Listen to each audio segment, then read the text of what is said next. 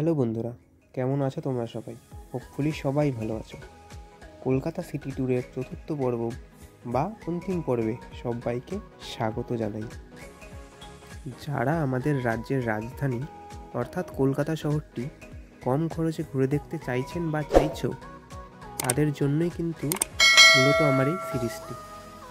তবে শুধুমাত্র সস্তায় নয়, যারা একটু ল্যাভিশলি গাড়িতে ঘুরতে চাইছেন তাদের জন্য কিন্তু সব রকম ইনফরমেশান থাকছে এই ভিডিওতে।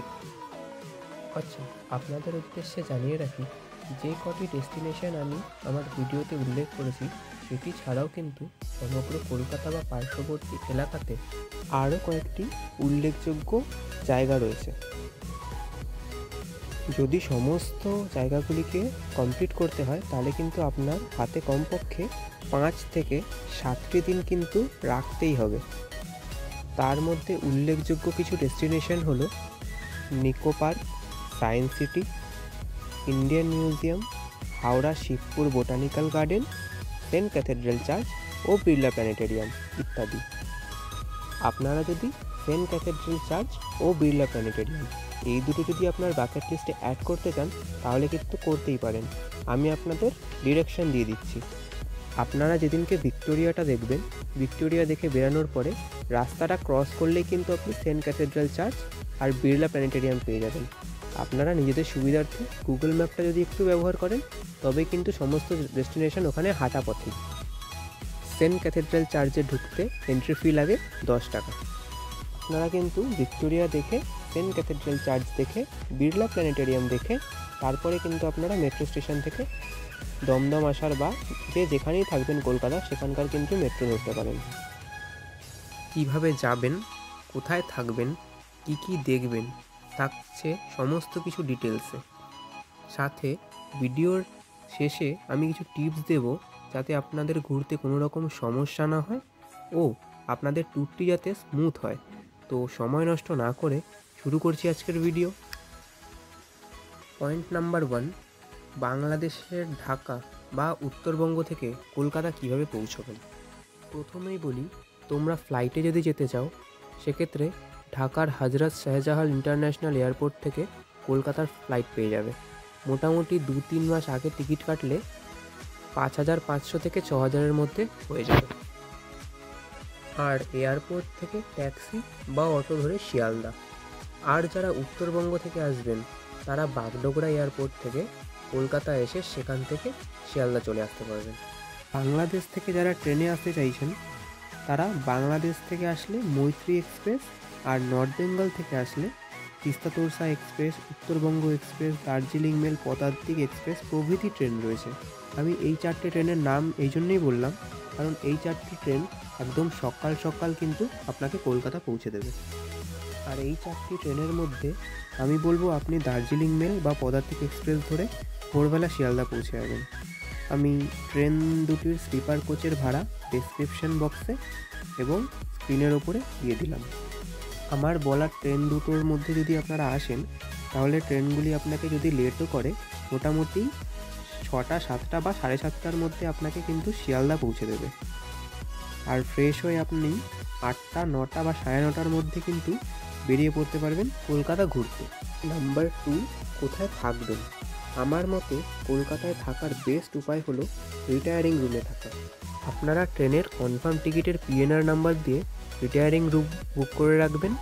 আমি রিটায়ারিং রুম বুকিং করার লিঙ্ক ডেসক্রিপশানে দিয়ে রেখেছি।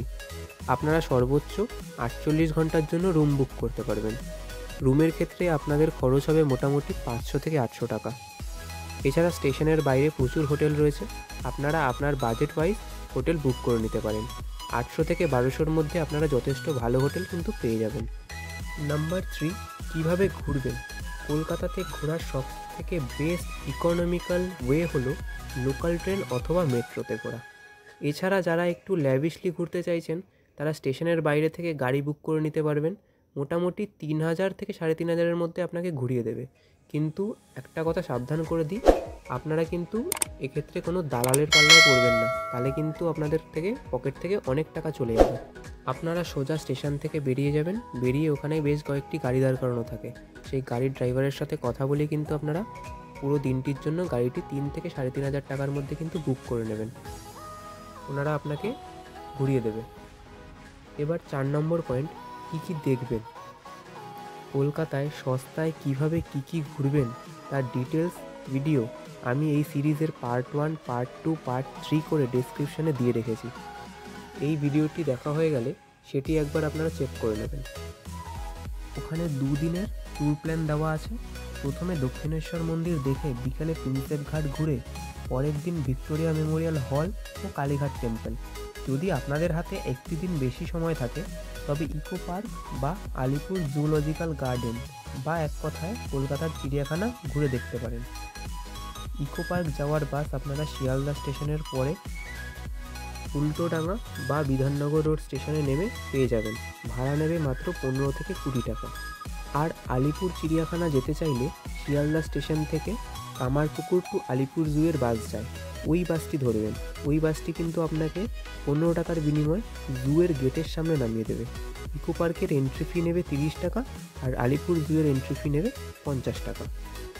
আর আপনারা যদি ওই দুটো দিনের মধ্যে জু অ্যাড করতে চান তবে সেটার একটি ট্যুর প্ল্যান আমি ডেসক্রিপশানে দিয়ে রেখেছি, আপনারা প্লিজ একটু চেক করে নেবেন। আর ইকো পার্ক সম্পূর্ণ ঘুরতে আপনাদের কিন্তু একটি দিন রাখতেই হবে। আমি ধরে নিচ্ছি আপনারা 2 জন আসবেন। এবার বলি, আমার ভিডিওতে আমি যেভাবে ঘুরেছি সেভাবে ঘুরলে 2 দিনে আপনাদের খরচ হবে পার হেড 200 টাকা ও জু অ্যাড করলে খরচ হবে পার হেড 250 থেকে 300 টাকা। রুম ভাড়া 800 টাকা, সেটা 2 জনের ভাগ হয়ে 400 টাকা। আর ট্রেন ভাড়া যাওয়া আসা নিয়ে 730 টাকা। আর কলকাতায় 2 দিন আর যাওয়া আসা নিয়ে ট্রেনে 1 দিন, এই 3 দিনের খাওয়ার খরচ যদি জনপ্রতি 1500 টাকা ধরি তাহলে জনপ্রতি 2500 থেকে 3000 টাকার মধ্যে 3 দিনে কলকাতায় ভালোভাবে ঘুরে নিতে পারবেন। এবার ভিডিওর শেষে কিছু টিপস দিয়ে দিই যাতে এই শহরে আপনাদের কোনো প্রবলেমে পড়তে না হয়। নাম্বার 1, বেলুড় মঠ মন্দির কিন্তু 11:30টায় বন্ধ হয়ে যায়। 11:31 যদিও আপনারা আসেন তাও কিন্তু সিকিউরিটি গার্ড আপনাকে ঢুকতে দেবে না। তাই আপনারা প্রথমে বেলুড় মঠ ঘুরে তারপর দক্ষিণেশ্বর মন্দির দর্শন করবেন। আমার দ্বিতীয় টিপসটি হলো, প্রিন্সেপ ঘাট যাওয়ার সময় চক্ররেলে বা ট্রেনে আপনার মোবাইল ফোনটা কিন্তু সাবধানে রাখবেন। ওই রুটটায় প্রচণ্ড চুরি ছিনতাই হওয়ার সম্ভাবনা থাকে। এবার আমার তৃতীয় পয়েন্টটা হলো, বাবুঘাট গঙ্গা আরতি দেখার জন্য একটু তাড়াতাড়ি কিন্তু ঘাটে চলে আসবেন, নইলে ওখানে ভিড় হয়ে গেলে কিন্তু বসার জায়গাটুকু আপনারা পাবেন না। আর 4 নম্বর টিপসটি হলো, কালীঘাট মন্দিরে পুজো দিতে যাওয়ার সময় ডালা কিনে নিজেরা পুজো দেওয়ার চেষ্টা করবেন, কারণ ওখানে দালালের পাল্লায় পড়লে আপনার পকেট থেকে কিন্তু বেশ কিছু টাকা চলে যাবে। তাই এই পয়েন্টগুলো একটু মাথায় রাখবেন। এক একটি ডেস্টিনেশনের বিষয়ে আমি এই ভিডিওর আগের পার্টে বলে রেখেছি, ওই ভিডিওগুলো একবার দেখে নেবেন, আপনাদের সমস্ত ডাউট কিন্তু ক্লিয়ার হয়ে যাবে। ডেসক্রিপশানে লিঙ্ক আছে। শেষ ডেস্টিনেশন ভিক্টোরিয়া মেমোরিয়াল ঘুরে আপনারা রাতের নর্থ বেঙ্গলগামী যে কোনো ট্রেনে চেপে রওনা দেবেন বাড়ির উদ্দেশ্যে। আপনাদের 3 দিনের ট্যুর প্ল্যান কিন্তু আমি ডেসক্রিপশন বক্সে দিয়ে রেখেছি। ভিডিওতে যেটুকু আমি বললাম আশা করি তার বাইরে আপনাদের কোনো প্রবলেমে পড়তে হবে না। সেটি ছাড়া ট্রাভেল রিলেটেড বিষয়ে যদি কিছু জানার থাকে তাহলে অবশ্যই কমেন্ট করে জানাবেন, আমি কমেন্টের মাধ্যমে সাহায্য করার যথাসাধ্য চেষ্টা করব। আজ তাহলে এই পর্যন্তই। ভিডিওটি যদি ভালো লেগে থাকে ভিডিওটিতে প্লিজ একটা লাইক করে দেবেন। আর চ্যানেলে যারা নতুন তারা প্লিজ চ্যানেলটিকে সাবস্ক্রাইব করে পাশে থাকা বেল আইকনটা অবশ্যই প্রেস করে দেবেন। সবাই ভালো থাকবেন, সুস্থ থাকবেন। Happy journey.